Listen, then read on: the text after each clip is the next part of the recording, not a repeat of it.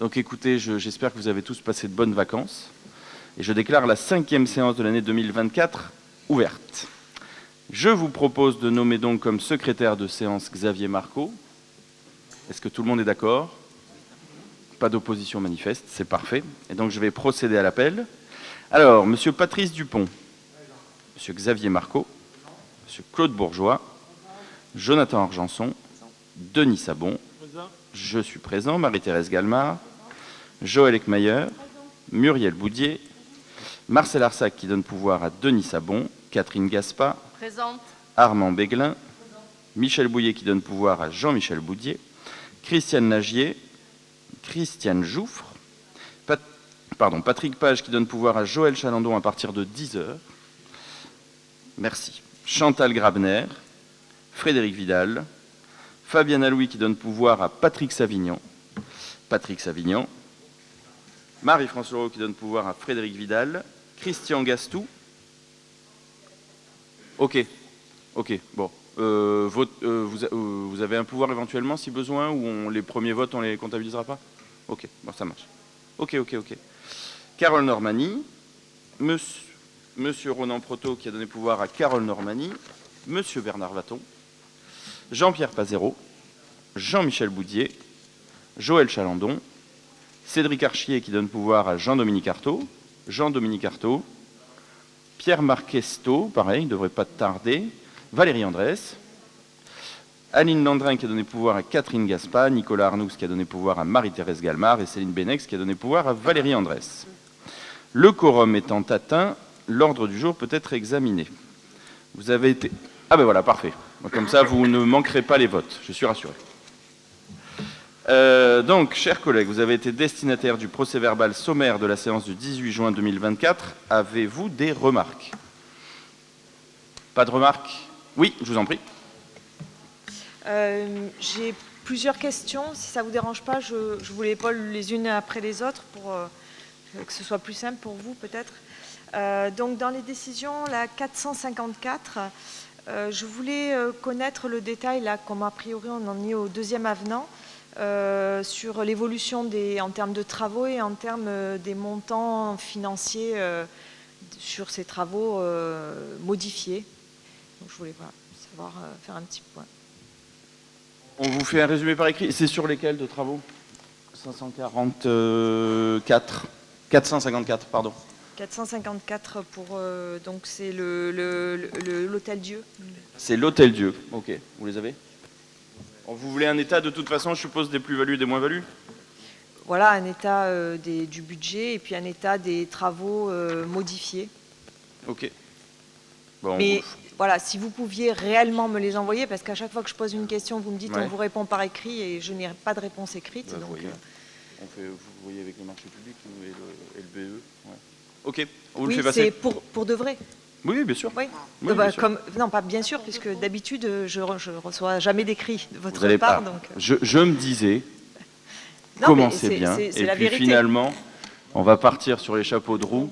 J'ai certains de mes collègues qui m'ont dit, bon, il n'y a pas beaucoup de dossiers, il n'y a pas beaucoup de sujets. J'ai dit, attention, soyez toujours vigilants, l'opposition a toujours une question. Bon, on ne va pas refaire la même. Vous avez passé 3 heures avec monsieur le directeur de cabinet il y a quelques mois, vous vouliez avoir toutes les factures, vous avez eu toutes les factures, et vous avez bien vu que c'était quand même des choses où, ni moi ni vous, je le dis très respectueusement, n'avions le niveau pour contrôler les choses. Et vous avez dit, non, mais c'est pas ça que je veux, c'est pas ça que je veux, après avoir passé des années à vouloir voir toutes les factures. Vous avez vu toutes les factures, vous vous êtes rendu compte que c'était un petit peu plus compliqué que ce que vous pensiez, et donc voilà où est le sujet. Mais encore une fois, je vous dis, quel est votre objectif politique derrière? Je vous repasse la parole, parce que j'ai un peu du mal à le saisir. Alors, mon objectif, c'est de connaître le fonctionnement exact de ce qui est fait par la municipalité actuelle pour essayer de voir si les choses sont faites dans les règles, tout simplement. C'est le devoir de l'opposition d'apporter un contrôle, c'est le fonctionnement démocratique. C'est pour ça que c'est très important qu'il y ait une opposition qui lise les dossiers, qui aille au fond des choses pour vérifier qu'effectivement tout est respecté dans les règles. Mais qu'est-ce que vous sous-entendez? Rien. Bon, Okay. C'est le devoir d'une opposition pour cette excellente dans remarque. N'importe quelle ville, n'importe quelle communauté de communes. Oui, ça se discuterait. Quand je vois le montant des travaux qu'il y a eu pour les Jeux Olympiques par votre ami Emmanuel Macron et qu'on en vient à dire qu'il y a des opacités sur le... Là, vous devriez vous inquiéter. Nous on est contrôlés, surcontrôlés, extrêmement contrôlés. Et ce sont des chantiers qui sont d'autant plus complexes qu'ils sont dans le périmètre historique, avec, au sein d'un site classé. Donc avec des contraintes qui sont particulièrement encadrées par nos autorités de tutelle. Pas comme les marchés qui sont lancés par Monsieur le Président de la République ou on ne sait qui, pour des équipements pour les Jeux Olympiques qui ont été faits par quelqu'un qui s'est occupé de sa campagne en 2017. Là, il y a vraiment sujet à matière à s'inquiéter. Est-ce qu'il y a d'autres remarques? Oui. Oui, enfin... Vous inquiétez pas, on ne fera pas comme votre ami Emmanuel Macron, on ne fera pas des vitraux dégueulasses au sein de Notre-Dame de Paris. Monsieur Savignan.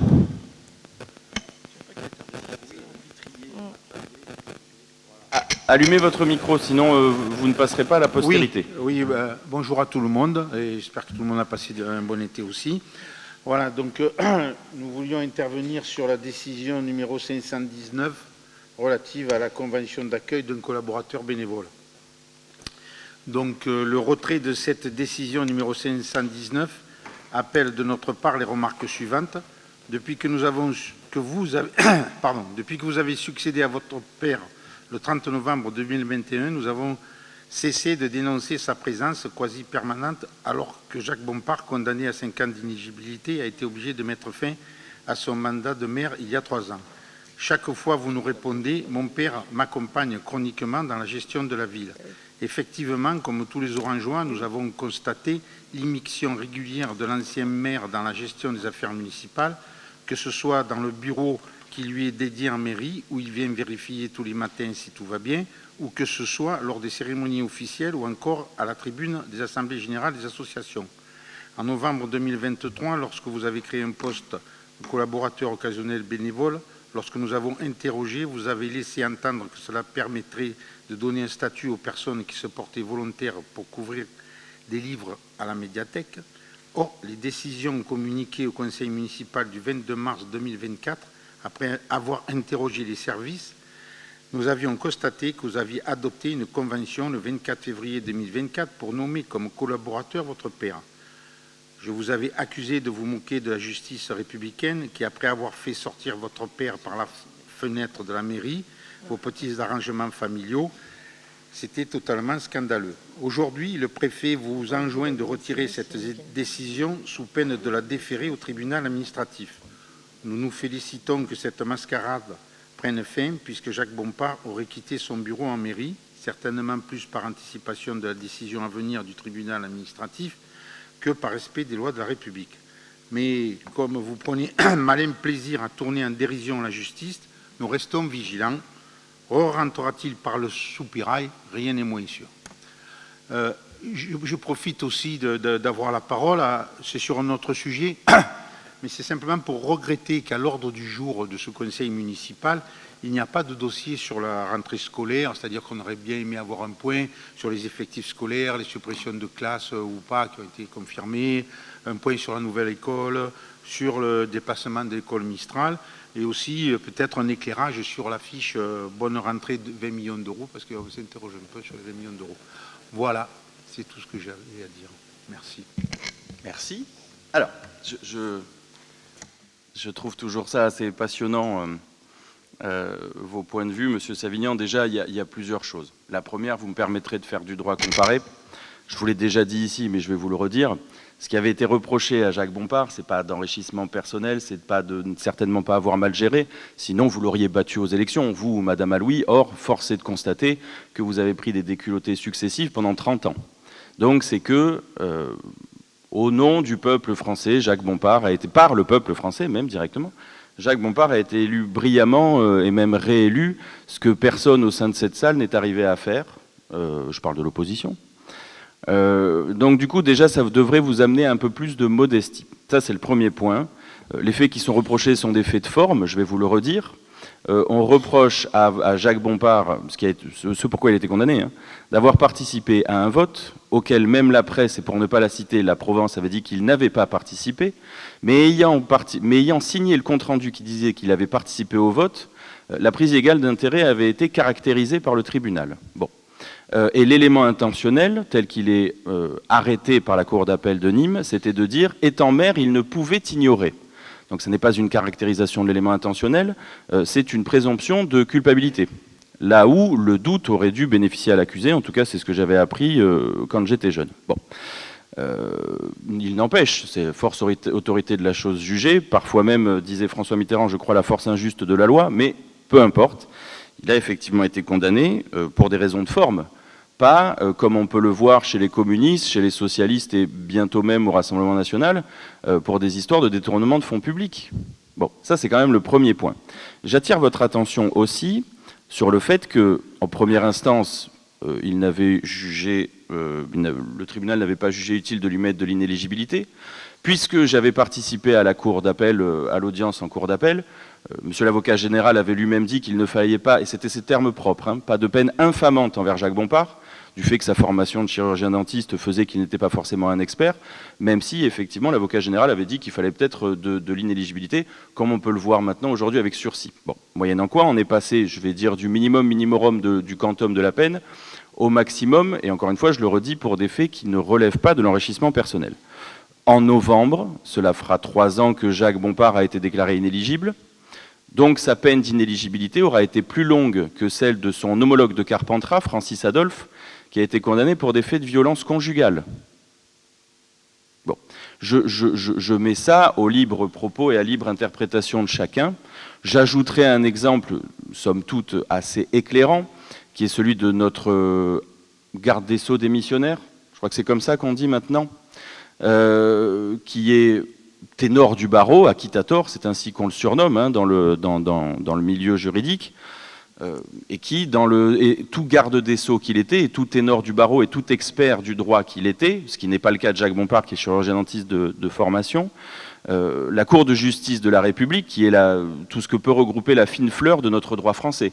La Cour de cassation, le Conseil d'État et effectivement des membres d'un tribunal, des membres politiques, hein, des députés, ont estimé que, bien que, ayant utilisé son poste de ministre pour sanctionner des magistrats avec qui il avait eu fort à faire quand il était avocat, comme personne ne l'avait prévenu qu'il commettait des actes qui pouvaient relever de la prise illégale d'intérêt, comme personne ne l'avait prévenu, eh bien il n'était pas coupable du délit de prise illégale d'intérêt.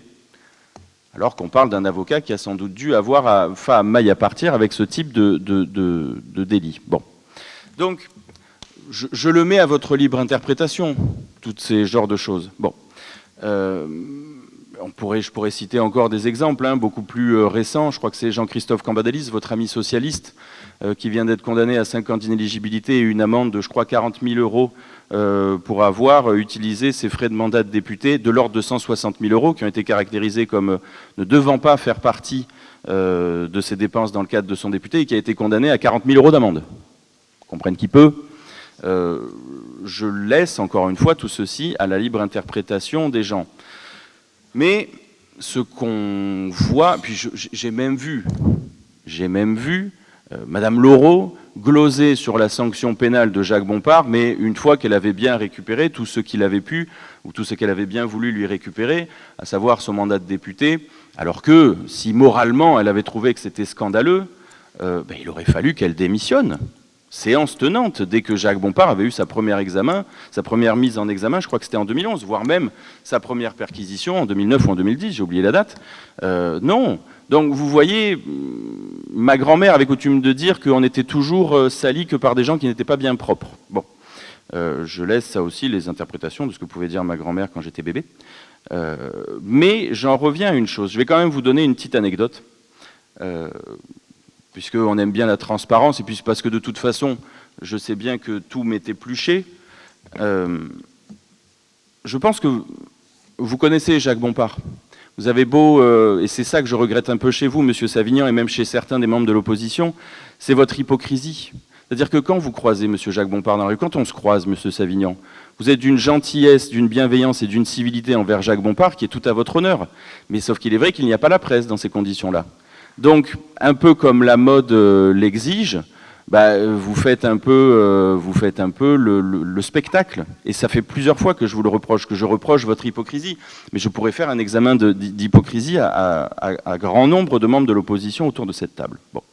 Et je vous le disais, je vais vous raconter une anecdote. Quand Jacques Bompard est élu, contrairement à ce que vous essayez de dire, on imagine, mettez-vous à la place, puisque c'est quelque chose que vous ne connaissez pas, mettez-vous à la place de quelqu'un qui a gagné les élections depuis 30 ans, sans discontinuer, avec l'intégralité du spectre politique contre lui. Quelque chose qui ne vous arrivera jamais. Bien d'accord. Bon. Donc, vous avez gagné depuis 30 ans, envers et contre tout, et même contre le parti politique que vous avez fondé, le Front National en l'espèce. Et puis finalement, la justice vient faire ce que le politique n'arrive pas à faire. Bon. Je pense que nombre d'entre vous en auraient été malades à en mourir, ce que je ne vous souhaite pas. Mais on l'a vu, regardez ce qui est arrivé à Gérard Collomb, quand il a perdu son mandat. Je pense que son cancer de l'estomac n'est pas anodin. Je pense que c'est ça qui s'est passé aussi. C'est des choses que je peux comprendre, même si Gérard Collomb, Dieu ait son âme, était un adversaire politique. Ce qu'a fait Jacques Bompard, une fois qu'il a été inéligible, il est venu me voir, et après que j'ai été élu, il vient me voir, il me dit, voilà, écoute, je te laisse mon bureau, tu refais la déco, maintenant c'est plus chez moi, tu travailles, et si tu as besoin de moi, tu n'hésites pas.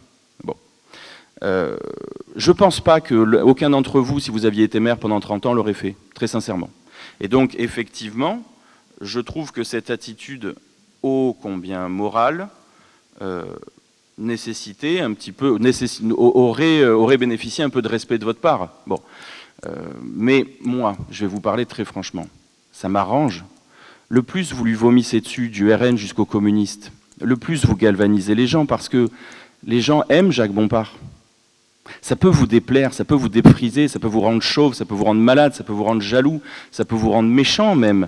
Mais les gens aiment Jacques Bompard. Et même vous, monsieur Savignan, quand vous croisez Jacques Bompard, vous êtes bien mal à l'aise d'être méchant avec lui. Vous n'êtes pas capable de le faire. Vous ne seriez pas capable, vous n'auriez pas le courage, et vous n'avez pas eu le courage d'avoir le tiers, de lui dire le tiers de la moitié du quart de ce que vous venez de dire maintenant. Donc vous êtes un hypocrite. La vérité, elle est là.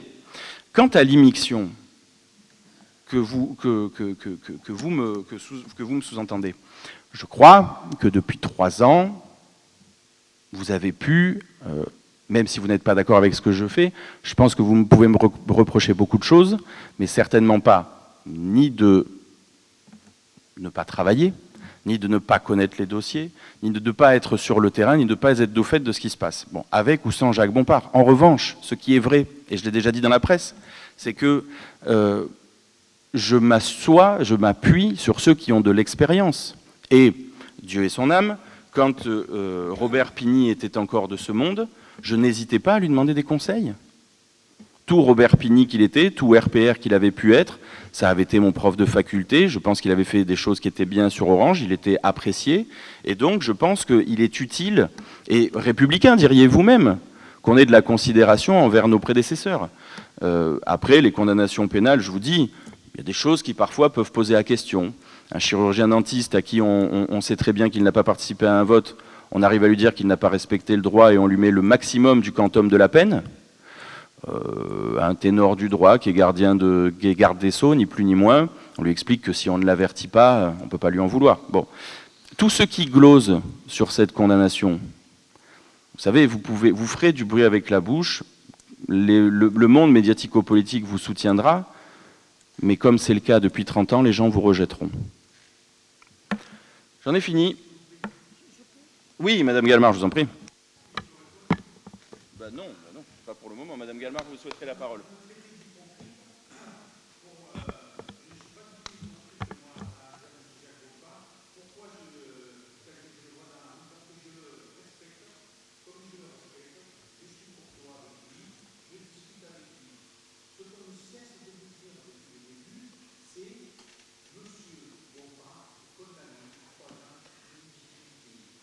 Cinq ans.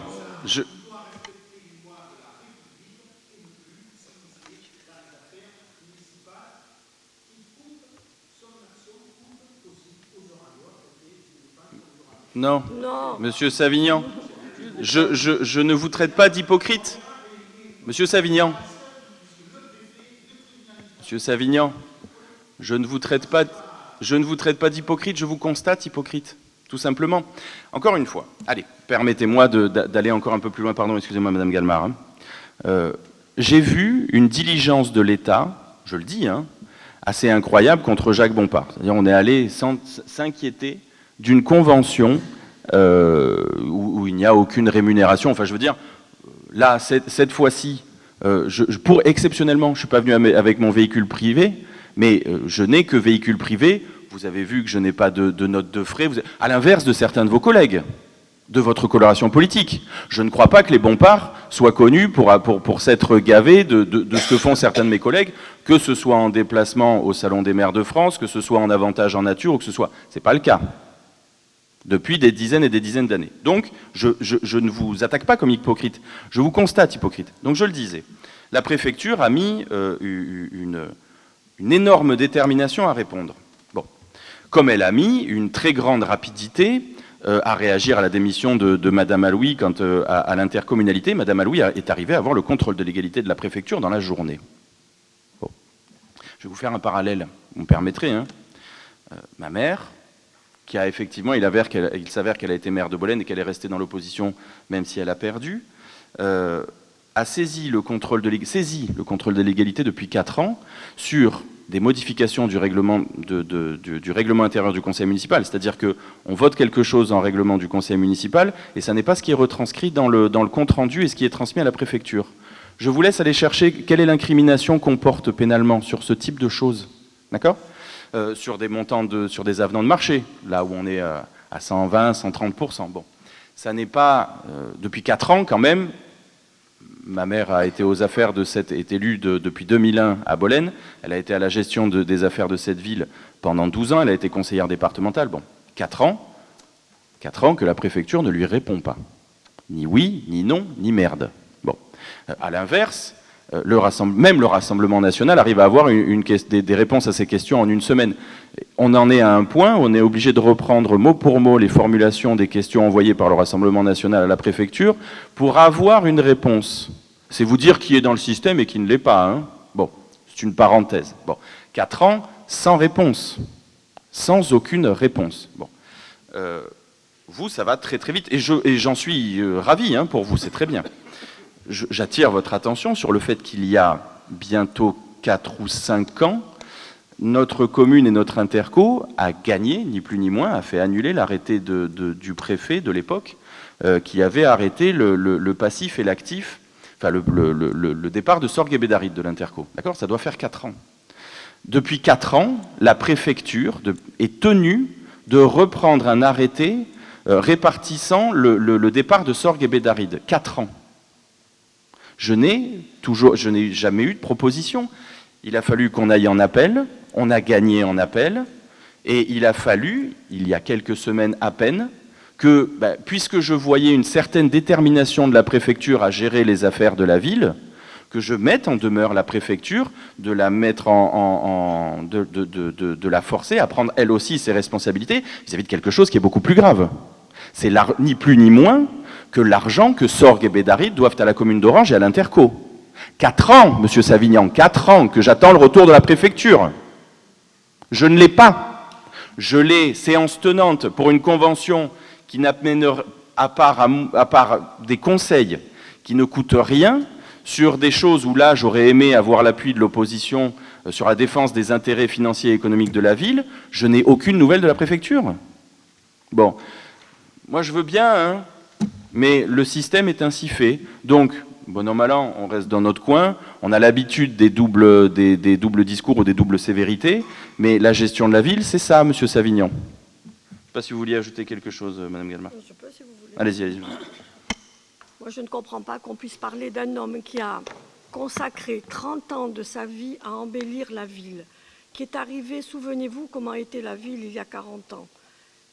Il n'y avait personne pour s'occuper de la ville. C'est un homme ce que nous avons là, c'est un homme de dossier. Nous avons eu un visionnaire, un maire qui n'a pas galvaudé les deniers de la commune et qui avait un sens inné des chiffres. Il s'est occupé des personnes âgées comme personne ne s'était occupé avant. Rappelez-vous, souvenez-vous, la vidéosurveillance. Il avait tout le monde contre lui. Maintenant, tout le monde demande la vidéosurveillance. Le cours Aristide Briand et les platanes. Souvenez-vous le tollé que ça a fait, ces platanes. Regardez le cours Aristide-Briand maintenant avec le jet d'eau au milieu. Nous avons aussi les machines à voter. Alors, tout le monde nous a critiqués avec les machines à voter. Maintenant, tout le monde veut les machines à voter. La transformation de la ville, tout a été changé. Et vous vous permettez de critiquer, mais c'est incroyable. C'est incroyable. Moi, mais j'irai toujours avec Jacques Bompard. Il vient à la mairie. Monsieur Savignan, la parole est à Madame Galmard. On vous a écouté religieusement, non sans difficulté. Non mais, Monsieur Savignan, que vous supportiez mal, qu'on constate publiquement votre hypocrisie. Ça vous regarde. Il vient à la mairie. Nous, les anciens adjoints, nous sommes contents de le voir. Il ne vient pas toute la journée. Il vient 1 heure, 2 heures par jour et ça vous dérange. Mais nous, on est ravis de le voir. Mais non. Alors, enfin, Monsieur Savignan, pardon, excusez-moi, je vais terminer. Monsieur Savignan, il est des condamnations, effectivement, où il est interdit d'être dans la ville d'Orange. Ça arrive aux dealers, ça arrive aux agresseurs. Vous savez, toute cette population que vous plaignez toujours un peu avec du Victor Hugo de chef-lieu de canton, ça vous expliquez à longueur de journée. Vous savez, quand vous allez manifester contre les violences policières dans la ville où ce pauvre Éric Masson a été assassiné, vous savez, eux, ils vous font de la peine. Ces dealers, ces gens qui sont maltraités par la police, ces gens qui, jusqu'à aller dans l'indigne et aller manifester dans la ville où on a exécuté froidement de balles dans le dos un policier. C'est ça vos leçons de morale, c'est de là d'où vous me parlez, Monsieur Savignan. C'est de là d'où vous me parlez. Bon, ces gens-là, pour lesquels vous avez une certaine affection, eux, il peut leur arriver d'être interdits de droit de cité à Orange. Ça arrive. Ça n'est pas le cas pour Jacques Bompard. Il ne lui est pas interdit de rentrer dans un équipement public. Il ne lui est pas interdit de parler avec son fils. Alors je sais, pour les dépositaires de l'URSS, c'est le rêve. Ce serait le rêve, c'est-à-dire le camp de rééducation, le camp Viet Minh, Boudarel, vos amis Boudarel. Là, ça c'est le rêve. Ça finit au CNRS, Boudarel. Ça a tué des centaines et des centaines de Français. Mais c'est votre profil politique, mais ça, on a le droit. Bon, je pense qu'on va arrêter là, parce que j'enfonce le clou à chaque fois, on met un clou de plus dans votre cercueil, et comme je vous aime bien, malgré votre caractère hypocrite, on va peut-être passer au débat, mais j'espère avoir répondu. Non, Madame Normani, allez-y, allez. Sur la décision 526, je voulais savoir quel était l'objet de la préemption sur la rue Saint-Jean, s'il vous plaît. C'est pour faire un parking de mémoire. On a un bâtiment qu'on voudrait ouvrir pour faire un parking, c'est ça? C'est celui-là? Ouais, voilà. Okay. En fait, vous l'avez vu, comme vous le dites tous, on est une ville qui meurt. Et donc, du coup, comme on est une ville qui meurt, on est une ville où il y a beaucoup de gens. On a fait, je crois, 130 000 personnes sur le Théâtre Antique cet été. Et donc, du coup, comme on ne voudrait pas mourir trop vite, voiture-vélo, voilà, c'est ça. Comme à proximité du centre-ville, j'ai certains commerçants... Excusez-moi. Parking multimodal, voiture-vélo. Voiture-vélo. Voilà. Allez. Pour la décision 538... Alors, normalement, c'est pas comme ça que ça se passe. Si vous voulez, dans l'ordre du... Je vais vous laisser questionner, mais je crois que je vous l'ai déjà dit, je vous le redis. Faites-moi des questions écrites sur le sujet. Comme ça, au moins, on a un peu le temps de vous répondre. On vous répond formellement. Vous m'avez saisi officiellement, comme ça, vous faites passer une date de délai. Comme ça, si jamais je vous réponds pas assez vite, vous pourrez saisir monsieur le préfet. Tout le monde est expert en la matière. Donc, pas de problème, vous allez poser vos questions. À ce moment-là, vous nous communiquez les décisions plus de 5 jours avant. Voilà. Je vous les communique tel que le règlement me demande de vous les communiquer. Oui, mais du coup, c'est impossible de vous poser des questions. Mais sinon, je peux aussi ne pas vous répondre. Donc là, je vous laisse répondre. Oui. Je vous écoute. Voilà. Et si j'ai pas les éléments, on vous les transmettra. Mais le mieux, si vous lisez le règlement intérieur, vous verrez qu'il y a les questions écrites aussi. Mais allez-y. On ne peut pas les poser si vous ne nous donnez pas suffisamment à l'avance. Voilà. Je vais prendre l'exemple de quelqu'un que vous aimez bien, qui est mon homologue de Bolène, qui lui ne permet pas ce type de dialogue. Oui. Je vous invite à regarder les vidéos du conseil municipal. Lui, il ne permet pas à ce que l'opposition... Lui ne permet pas... Oui, non, mais c'est vos amis. Lui ne permet pas qu'on questionne ça. Il dit il faut faire des questions écrites ou des questions orales. Moi, je vous le permets, c'est pas la question, mais je prends modèle sur vos modèles. Vous me le permettrez. Allez-y. J'ai aucun modèle. Je ne vois pas d'où vous l'avez fréquemment loué ici, c'est en excellente gestion, monsieur Zilio. Absolument pas. Ressortez-moi une vidéo où j'ai loué. Sa ressourcerie à l'Interco, plein de choses. Non, mais on peut. Bon, si vous voulez pas prendre la parole, on passe au premier point. Alors, le 538. C'est bon, vous m'écrirez un petit courrier. Alors, est-ce qu'on vote le procès-verbal? Allez, on vote le procès-verbal. Il faut prendre la parole quand je vous la donne. Si vous tergiversez, au bout d'un moment, j'ai la police des débats, donc je suis bien obligé de faire avancer le... Après, je me fais disputer par Denis, qui me dit que ça va trop lentement. C'est vrai.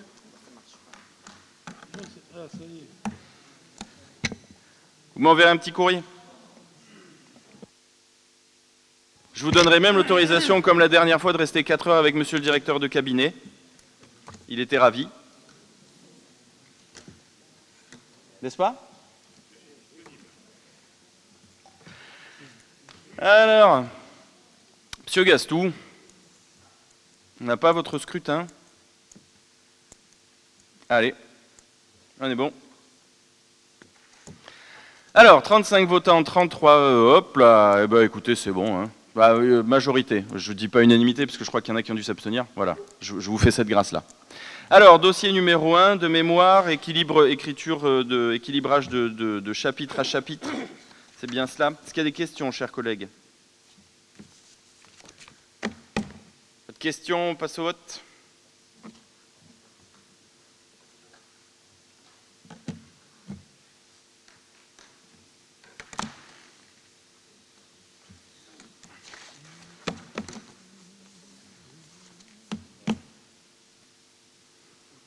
Alors, on est bon. 34 votes, 25 pour, 9 abstentions. Le dossier est adopté. Je vous en remercie. Dossier numéro 2, restitution par le budget annexe mobilité du pays d'Orange-en-Provence. Bon, c'est des retours que nous avions transmis à l'Interco. Des véhicules de mémoire? C'est ça. Est-ce qu'il y a des questions? Fourniture et pose du mobilier urbain aussi. Non, c'est du mobilier urbain. Pas de questions? On passe au vote.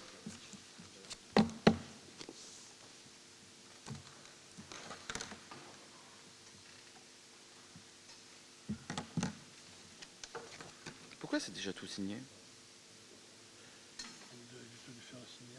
Ben non, c'est pas moi. Ah, c'est pas toi? Voilà. Ne faites pas ça, on se retrouve avec des problèmes après. Hein. C'est pas moi. D'accord, bon. Pardon, 35 votants, 34 votes, 30 pour, 4 abstentions. Le dossier est adopté. Je vous en remercie. Dossier numéro 3, c'est un remboursement, c'est ça? Sur la régie. Voilà. Est-ce qu'il y a des questions? Pas de questions? On passe au vote.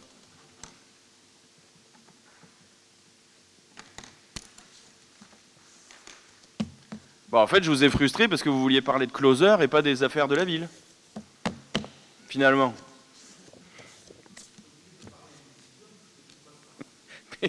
Je ne suis pas obligé. Je le fais par gentillesse, parce que je suis un véritable démocrate.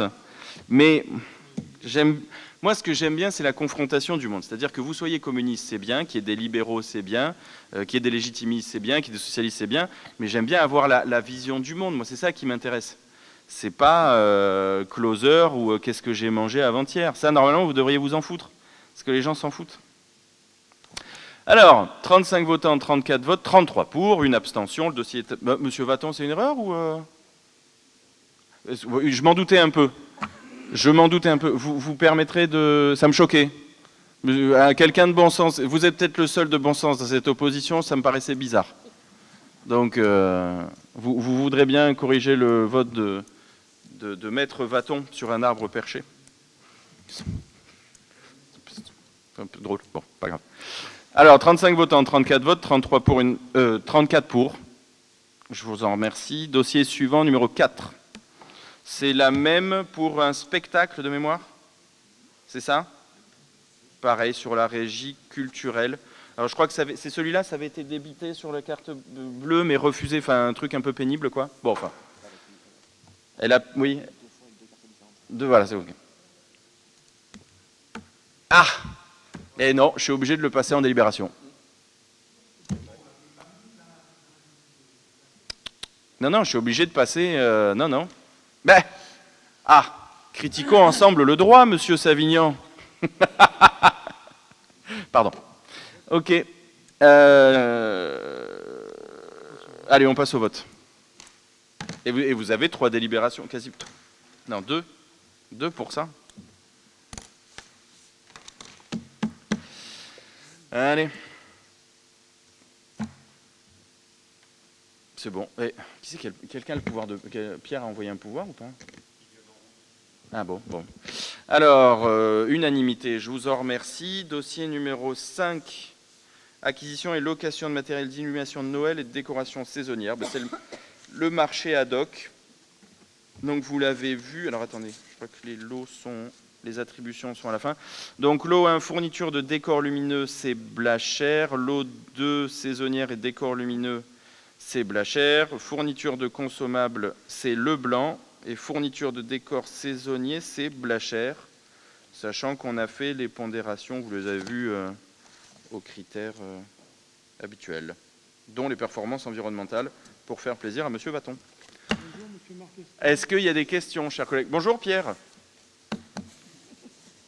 T'as un peu raté des débats. On passe au vote?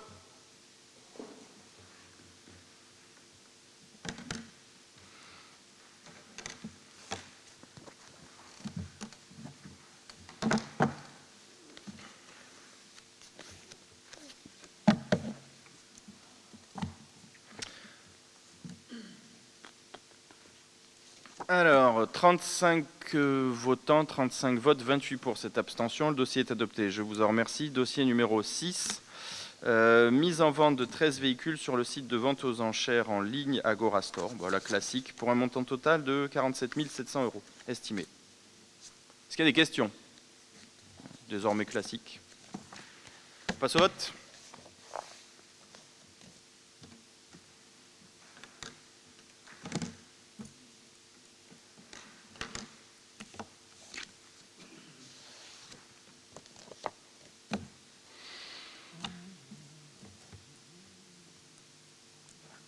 Alors, 35 votes, 29 pour, 6 abstentions, dossier adopté. Je vous en remercie. Dossier suivant.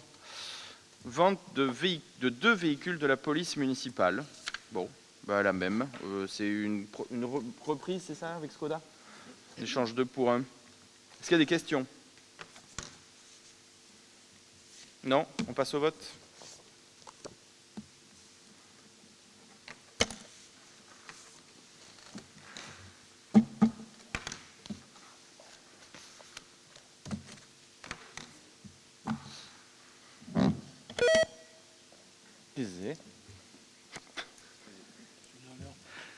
Oh là, j'ai pas voté. Jean-Pierre, on n'a pas eu ton scrutin, s'il te plaît.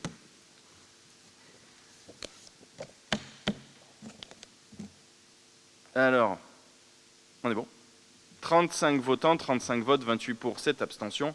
Dossier suivant. Alors, dossier suivant, numéro 8. Protocole transactionnel entre la commune d'Orange et EDIS. C'est pas toi qui le présente, c'est moi? Bon, ok. Alors, il s'agit d'un protocole transactionnel suite aux pertes d'activité. Enfin, surtout, c'était un certain nombre de choses qui avaient été prises en charge par EDIS et qui ne l'auraient pas dû. Notamment, vous avez le détail, des factures d'électricité, le déménagement, une perte d'exploitation à cause de la partie de la fin des travaux.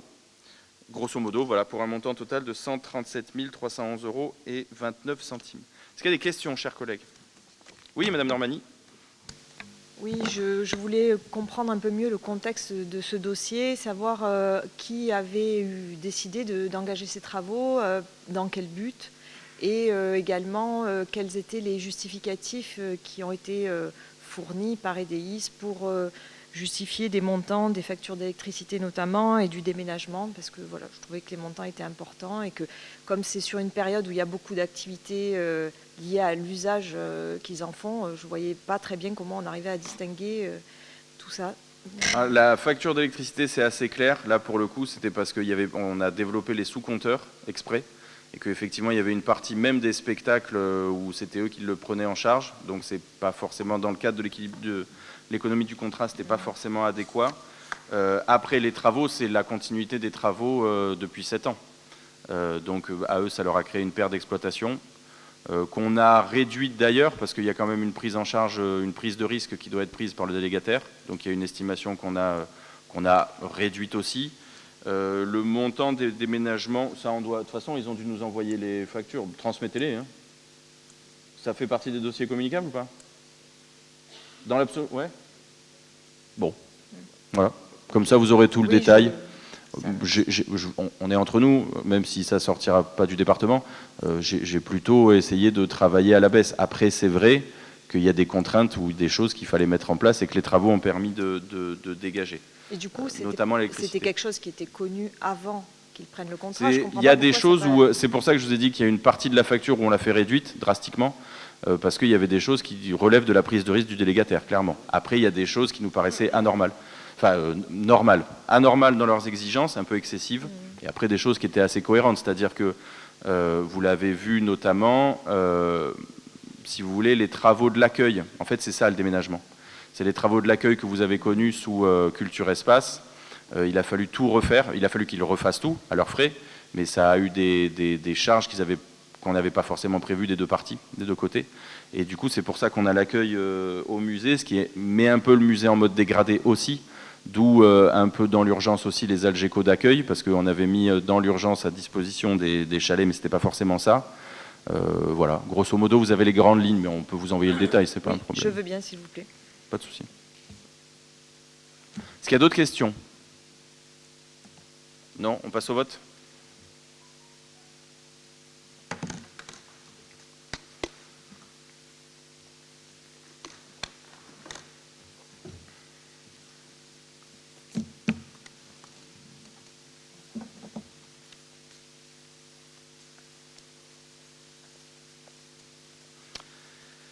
Alors, 35... Oula, vous allez vite. 35 votants, 29 pour, 6 abstentions de mémoire.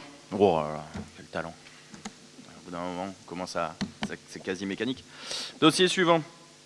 Accueil en fourrière des animaux errants par l'association SOS Animaux, avenant à la convention. On passe sur une DSP plutôt que sur une convention de mémoire, c'est ça? C'est ça? Hein? Le temps de renouveler, on fait un avenant parce qu'il faudra qu'on fasse, c'est ça, il faudra qu'on fasse une DSP ou un marché pour l'accueil des animaux errants. Est-ce qu'il y a des questions? Non? Ok, on passe au vote.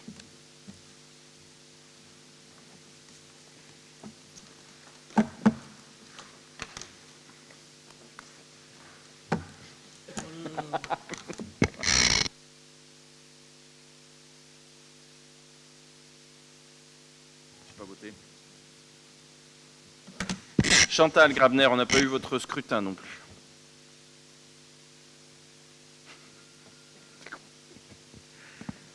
Alors, 35 votants, 35 votes, 35 pour. Le dossier est adopté à l'unanimité, je vous en remercie. Dossier numéro 10, Denis Sabon.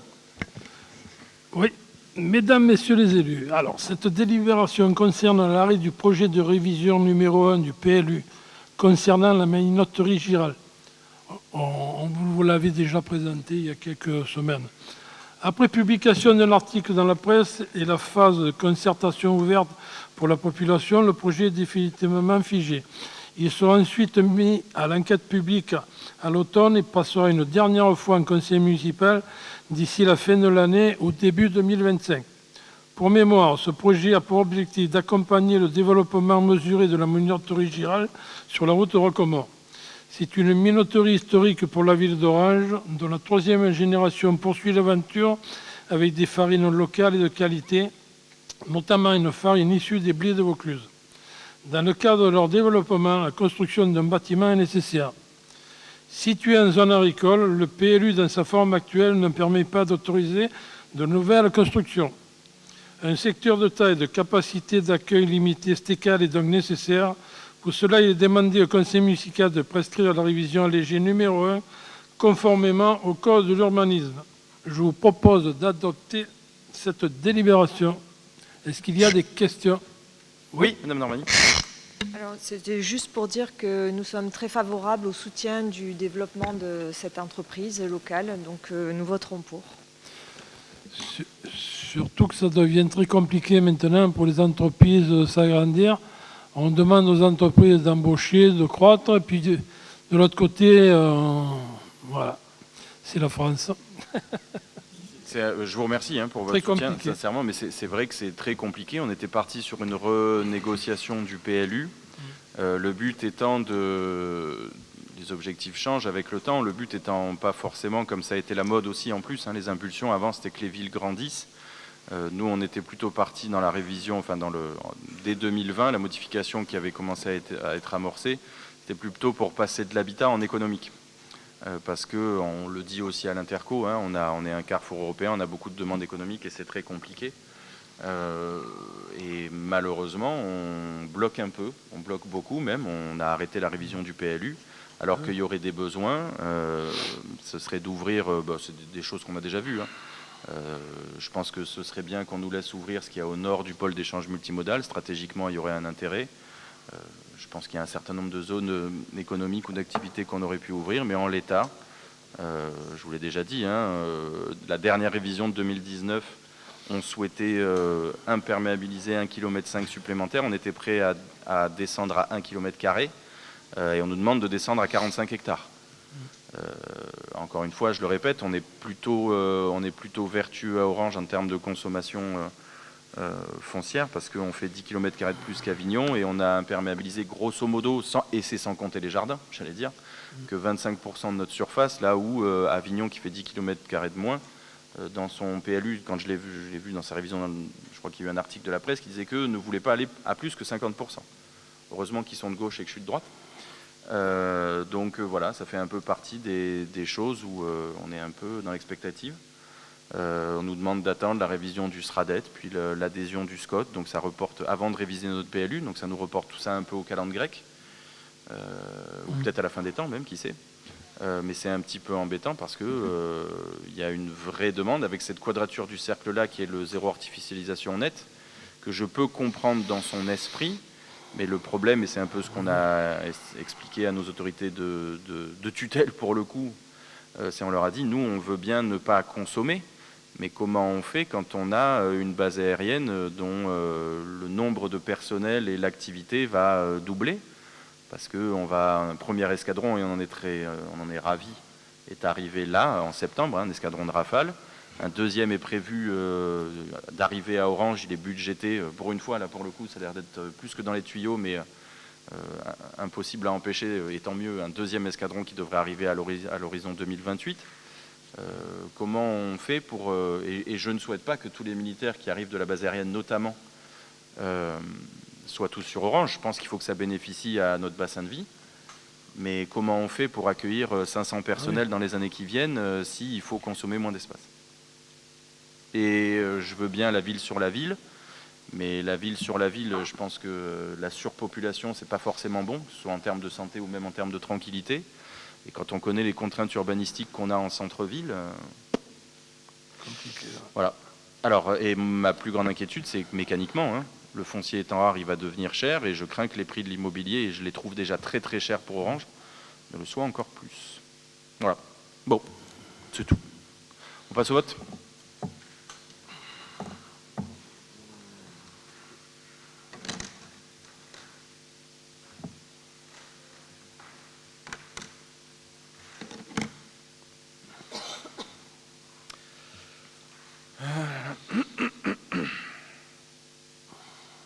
Mais on est très content qu'on ait pu y arriver pour la minoterie Giral, quand même. Un petit point, voilà. Oui. Parce que pour une fois qu'on a une entreprise agroalimentaire de qualité, familiale, même s'il y en a que ça défrise toujours tout ce qui est familial, et qui est talentueuse, à t'en faire, autant en profiter. Oui, et puis il y a un autre dossier un petit peu de ce type au niveau viticole. C'est le domaine Sabon. Je crois qu'il veut faire des buildings. Qui vous sera présenté dans quelques temps. Pardon. Pardon. C'est pas possible. On passe à... Oui, pardon, on passe. Alors, 35 votants, 35 votes, 35 pour. Le dossier est adopté à l'unanimité. Je vous en remercie. Dossier numéro 11, c'est toujours Denis. Rectification de propriété de la parcelle cadastrée section BR numéro 286, 6 place Larouenne entre la ville d'Orange et Madame Anne-Marie Triat. La ville d'Orange apparaît à tort propriétaire de la parcelle bâtie cadastrée section BR 286, 6 place La Royenne au fichier du cadastre. En effet, les parcelles cadastrées section BR 286 et 87 ne forment qu'un seul immeuble appartenant à Madame Anne-Marie Triat. Cette constatation avait fait l'objet d'un procès-verbal de délimitation établi par le cabinet Corbier, dûment signé par les parties, lequel n'a jamais été publié aux hypothèques à ce jour. Aussi, Madame Triat sollicite l'intervention de la ville à un acte notarié rectificatif de propriété aux conditions mentionnées dans la présente délibération. Il est demandé au conseil municipal de procéder à la rectification de propriété de la parcelle cadastrée BR 286, 6 place La Royenne au profit de Madame Triat, d'intervenir à l'acte notarié rectificatif de propriété aux conditions mentionnées et enfin d'autoriser le maire ou son adjoint délégué à signer tout acte et pièces relatifs à ce dossier. Y a-t-il des questions? Ça mériterait de passer en arrêté, vous allez dire, Monsieur Savignan, c'est ça? Bon, allez. Est-ce qu'il y a des questions, pardon, chers collègues? Je reconnais que ce n'était pas forcément les dossiers les plus passionnants aujourd'hui, à part pour la révision du PLU, effectivement, pour Giral, pour la minoterie.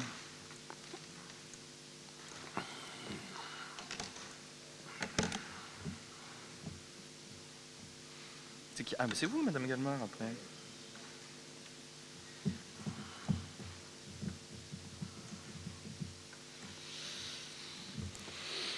Alors, c'est parfait. Pardon. 35 votants, 35 votes, 35 pour. Le dossier est adopté à l'unanimité. Je vous en remercie. Dossier numéro 12, Marie-Thérèse Galmard.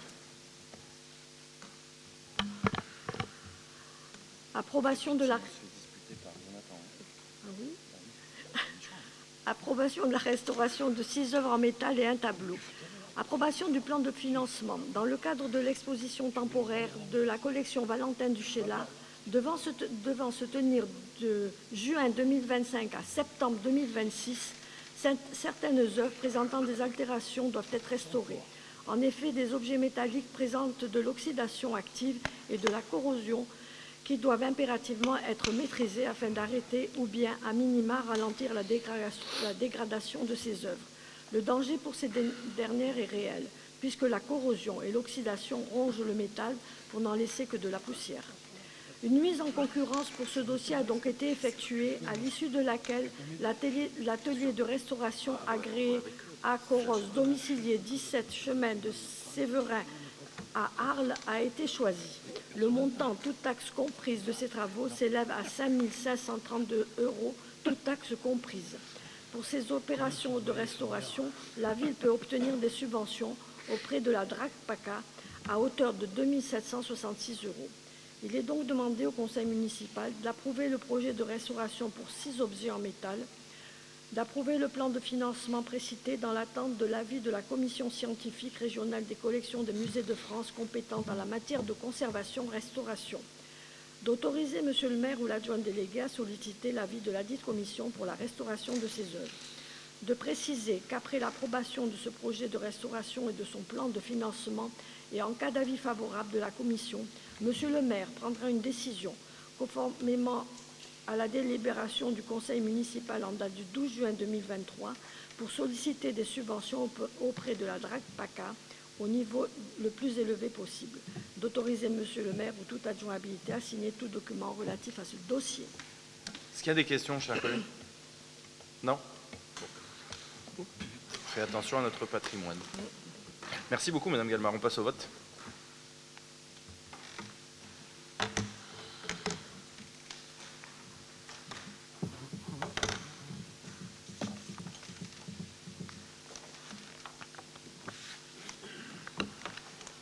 Alors, 35 votants, 35 votes, 35 pour. Le dossier est adopté à l'unanimité. Je vous en remercie, chers collègues. Et là, je sors. Je laisse la présidence à Monsieur le premier adjoint, Denis Sabon.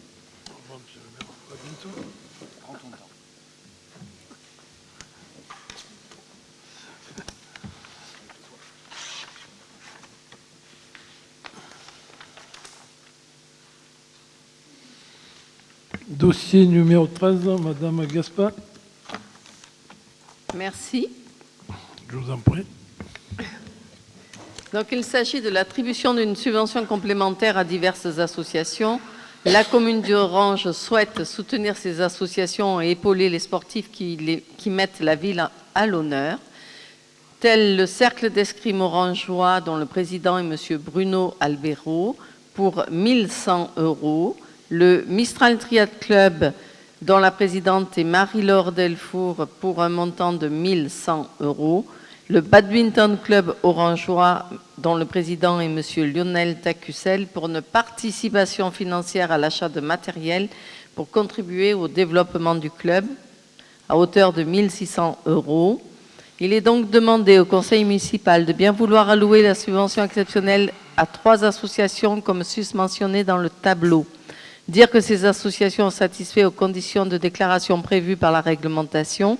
Préciser que les crédits nécessaires sont prévus au budget primitif 2024. Autoriser Monsieur le maire ou l'adjoint délégué à signer tous les documents relatifs à ce dossier. Y a-t-il des questions? Je pense que nous pouvons passer au vote. Pas de questions. On passe au vote. Merci.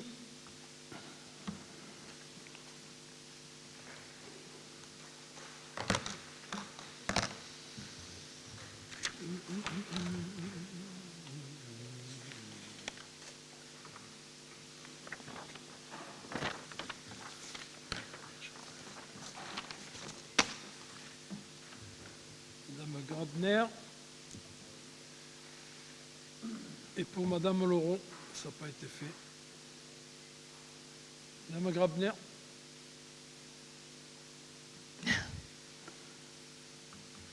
Voilà. C'est bon? Oui. Alors, votant 35, vote 34. Pour 34, le dossier est adopté à l'unanimité. Je vous remercie. Je viens demander à Monsieur le maire de revenir pour clôturer la séance. Merci. Je voudrais juste préciser que nous avons eu, il n'y a pas longtemps, c'est pour ça que ça n'apparaît pas cette fois-ci, une championne du monde en duathlon cross, vous avez dû le lire, qui appartient au MTC d'ailleurs, dans les journaux. Ensuite, nous avons eu également M. Weller, qui est de l'UAO, qui lui est arrivé 3e au championnat du monde de pentathlon.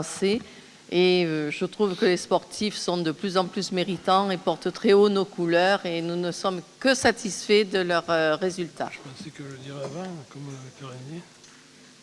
Voilà, tu peux clôturer. Oui, je vous fais une petite annonce parce que j'ai eu les chiffres là à l'instant. On avait eu, juste pour votre information, hein, en 2023, la fréquentation du Théâtre Antique pour les spectacles, c'était 91 000 personnes. Cette année, c'était 130. Bravo. Donc une augmentation de 40%. Comme vous le dites si bien dans l'opposition, c'est une ville qui meurt. Merci. Bonne séance. Enfin, on lève la séance. Merci.